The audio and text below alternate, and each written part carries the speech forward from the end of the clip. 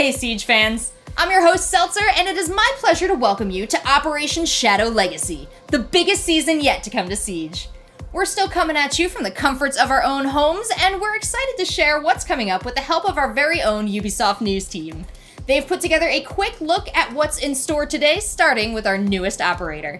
Most of you know him as Sam Fisher, but at Siege, we like to call him Zero. You should know better than to write me off.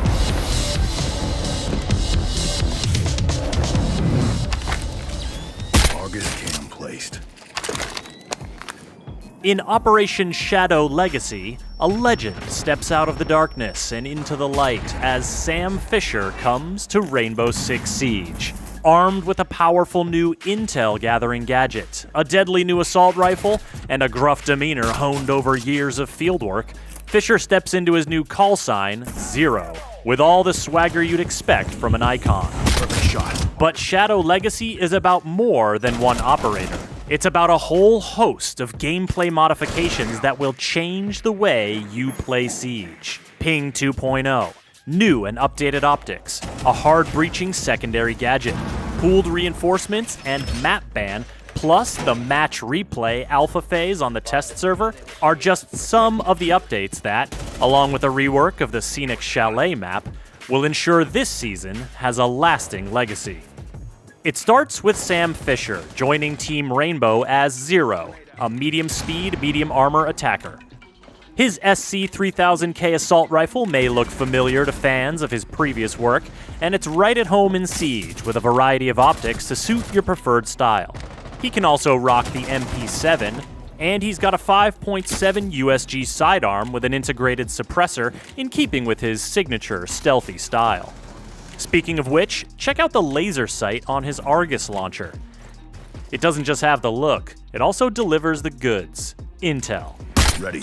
Argus launched. Always one to use cameras to his advantage, Zero can fire his Argus projectiles into breakable and reinforced surfaces to burrow through and create camera vision on both sides of the barrier. Walls, floors, hatches, and ceilings are all potential peak points for Zero and his allies. And though the two-way cameras can only look in one direction at a time, there's no more versatile way to get a look into a room the defenders don't want you to see. Even if they can't burrow all the way through, Zero's camera projectiles will still stick into most surfaces, opening up a world of possibilities for cheeky new camera placements. Cam deployed. And it's not just intel they'll be gathering. Each Argus projectile can fire a single laser to destroy enemy gadgets or deal minor damage to enemies themselves. Zero's gadget is a powerful new tool for the attacking team, so defenders will want to keep their eyes and ears peeled. The projectiles make a distinct sound when burrowing into place, and can be easily destroyed with a bullet. Electrified surfaces will destroy the projectiles on contact. Also, mute jammers will keep them from functioning, while Wamai and Jaeger's gadgets will snap up any that fly by. Cam in position. But with so many places to deploy his gadget from relative safety, and so many ways to put it to use, Zero is sure to make his presence felt on Team Rainbow. The map you've been seeing here is likely familiar. I mean, who hasn't spent time in an expansive, remote chalet surrounded by snow-capped peaks? The Chalet map rework brings some new navigation options to the venerable retreat, notably the ability to rappel all the way up and traverse the rooftop. There are some interior renovations as well, including one window you'll definitely want to watch out for, but we'll leave it to the level design team to tell you more. In fact, there is so much going on in Operation Shadow Legacy, we're going to have to let the developers take it from here. Big changes are afoot, folks. Don't go anywhere. I told you it was a big season. Now let's dive in and take a deeper look at our map rework. Chalet, here we come. Coming back to Chalet was really exciting, and it brought me back to my earlier years playing Rainbow Six, going through the woods with my squad, going towards the objective. And that's the same kind of feeling I have right now when I look at Chalet. Things we wanted to improve was the objective, making it a bit more fair on attack, and on defense, making it a bit more interesting, The way you attack the map now is completely different than before. Simply because we added rappels in the map, you can move on the roof. That's completely different. The way you get line of sight into rooms and stuff, it's a simple thing, but for the map, like, it changes the whole dynamic. The only big change, I guess, in objective location is that trophy is not an objective anymore. So now you have kitchen and dining instead of having trophy, because we added the new stairs in trophy. So the basement is pretty much all there. Only for one major difference, which is something new, is that we connected the hallway that people call blue. From the stairs you can go to the hallway and into cellars. Cellar, we made it a bit different to help a lot of the defenders. So the garage door is a really cool way to attack the objective, and we didn't really want to change it too much. The only thing we did is add a window right above the garage door, making it so defenders can peek through the window and put pressure, and it just makes it so the gameplay is a bit more interactive during this phase of the attack, instead of just being the attackers opening the wall and that's it. Operation Shadow Legacy marks the first time recruiting a known operator into Team Rainbow. Let's see what it takes to bring a legend like Sam Fisher into Siege.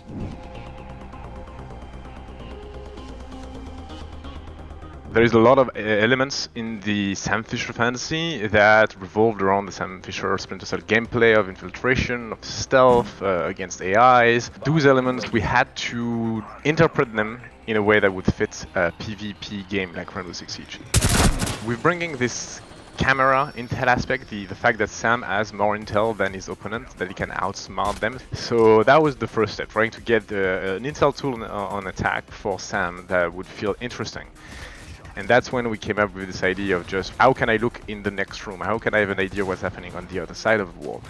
And that's where we came up with the idea of the camera drilling through the wall to give us information on the other side. When we started using that concept, which we felt was awesome and very natural in Siege, and as well also very Sam Fisher, we wanted to also have this gameplay that is so common to every iteration of Sam, where you are in those intel tools, but you don't just collect information, you also wait for the right time to act. And that's when we came up with the idea of this one laser shot that the camera has, because the fantasy of having a gadget embedded in the camera was strong, and also since the laser is visible and make noise, it is relevant for Zero to actually look at the defending team and maybe wait for them to be far away to use their gadget to not betray the location of your camera. And that gameplay of being in a cam and watching the defender pass by and wait for the right time to use the gadget is, to us, very Splinter Cell. Like, the core role of Sam here is definitely going to be intel gatherer. And as a result, one of the parties thrives very much, like he's really good at flank watching. Flank watching is really a strong suit. At the same time, we made a kit for him that would allow him to get rid of a lot of utilities.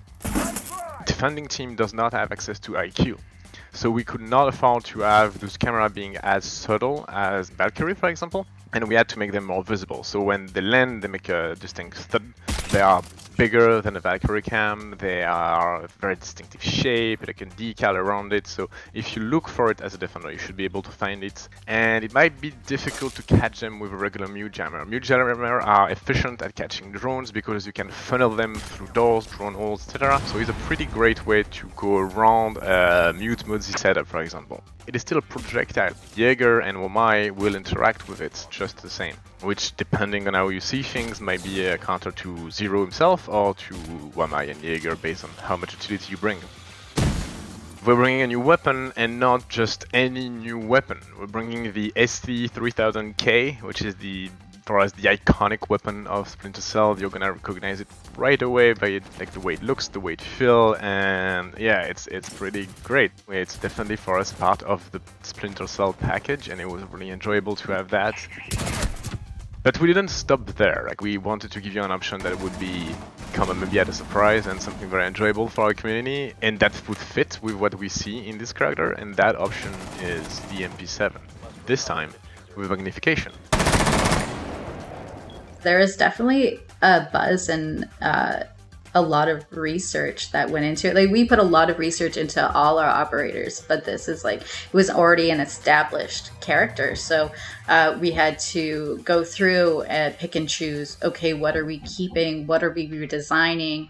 What is essential to the core? So it was a little bit intimidating because he's such a big character. We have an in-house Sam Fisher expert, so we made sure I checked in with him pretty much every step of the way. So Sam Fisher's new codename Zero, it's a sign of respect. 0 and 0 Alpha are actually call signs given to the net controller or commander. So it indicates his seniority. Harry is a psychologist. He doesn't have that military experience that Sam does. And coming in as an instructor, he's going to teach the rest of the guys a thing or two. So he's our first member of the ROS, Rainbow Operational Staff. My headcanon is always just Sam Fisher sitting in the back of the room with a coffee. He just doesn't say anything. He just looks at you and then walks away. Just pure judgment. Now, if it hasn't sunk in yet that this season's a little bit different, we're about to make it crystal clear. This new era of Siege is kicking off with a ton of core gameplay modifications that are going to change the way you play. Here to tell us more are some of our wonderful developers from Montreal and Barcelona.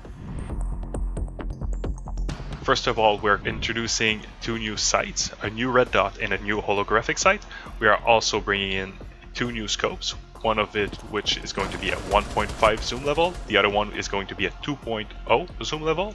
We are also changing the ACOG a bit. We're reducing the zoom level to 2.5 from 3.0. We are also keeping the 3.0 level. We're going to change the reticle and aesthetic insight of the scope, and it will also be distributed on DMRs. So yes, it's going to provide us with a new balancing tool for kits and provide you with different experience. So once the TS hits live for Shadow Legacy, feel free to hop in and provide us with some feedback. I hope that people find new favorites. They will rediscover some weapons that they discarded before because they didn't have the ACOG. Now with a 1.5x, maybe they'll discover like this weapon is crazy good and they'll have a new favorite. One of the most exciting one has to be the 1.5 on the Vector. It would have been too good to have an ACOG on it, but the ability to give a 1.5 and actually use the range, it's incredibly fun. With those new sights and scopes, we're also bringing in more customization for the players. You will be able to customize the sensitivity of each of those zoom level. So if you want to have a super quick 12x and a super slow 5x, nothing is stopping you now. Instead of having 2 global options, one for regular sensitivity and one for sensitivity while aiming down sight, we are keeping the global sensitivity, and we are also increasing the amount of sliders that you have control over. So you will have a slider for the 1x, you will have a slider for the 1.5, 2.0, etc. So more control for the players. We are introducing the accessibility tab in the option menus. So this will be the last tab that you see. When you open this, you will have plenty of choice for colors of your reticles. You will be able to choose from colorblind types or simply pick a colors among the choices. And one of the other things that we will bring to this customization is the opacity level of the reticles. You can open this menu and this tab while you are in game, and then you'll be able to change it whenever you want. So just like we mentioned at the 6th Invitational, we want to make new content for everyone to enjoy. This will also allow the balancing team to have more tools to balance the weapons, kits, and operators. So yes, making sure that every operators have fun options and fun guns. In live, each defender has 2 reinforcements to deploy, so it's an individual amount of reinforcement. And with the new system of reinforcement, we have replaced this individual amount by a common pool of reinforcement. That means you have 10 reinforcement at the beginning of the round, no matter how player starts the round. If a player is disconnected or leaves the game, you have still 10 reinforcement available for all the team. Some operator has a lot of utilities to put in the environment. So no operator that has less to do during the preparation phase can focus on the reinforcement, for example. roamers can reinforce more than 2 hatches. It's globally, even in a PvE, for the protector stage, we have implemented also the reinforcement pool. Improvement of the preparation phase is still an important axe for us, and we will continue to work on that in the future. Right now we have only hero pin, but with new pin system, you just have to pin the gadget, and there was an icon tells you which gadget is there. So when you pin enemy gadget, you will be able to also reveal operator's identity on top of the screen. You can also pin your own gadgets. So this is useful for every level of the player, because let's say you pick the mute and you will be able to pin your own gadget to tell other players that I put mute gadget on this location. It's going to be available on observation tool too. So you will be able to pin from camera and drone. We simply added number on hero pin assigned to each player. So it's going to be 1 to 5. This will be decided at the beginning of a match, and you will keep until the end of the match.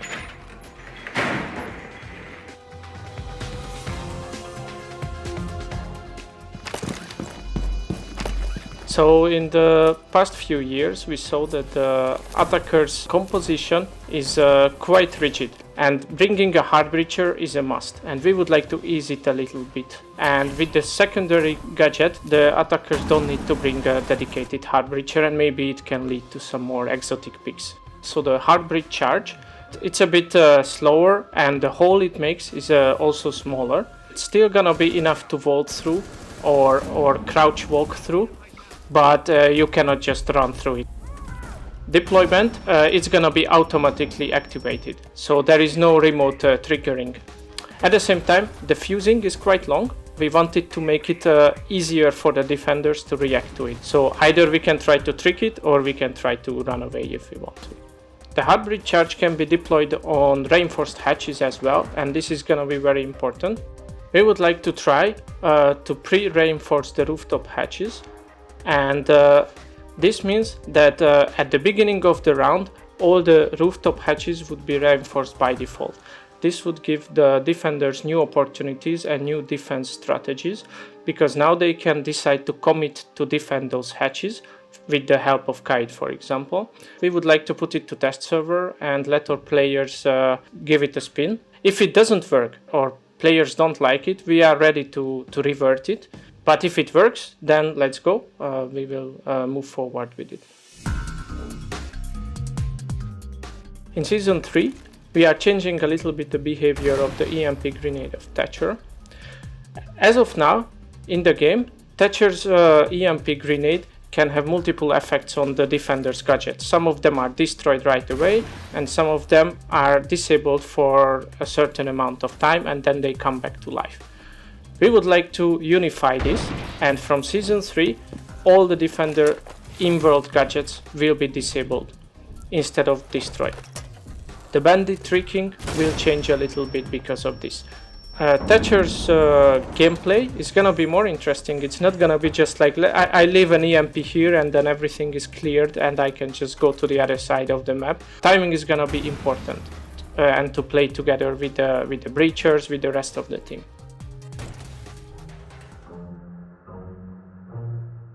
We would like to give the agency to the players to influence what maps they are playing or what maps they don't want to play.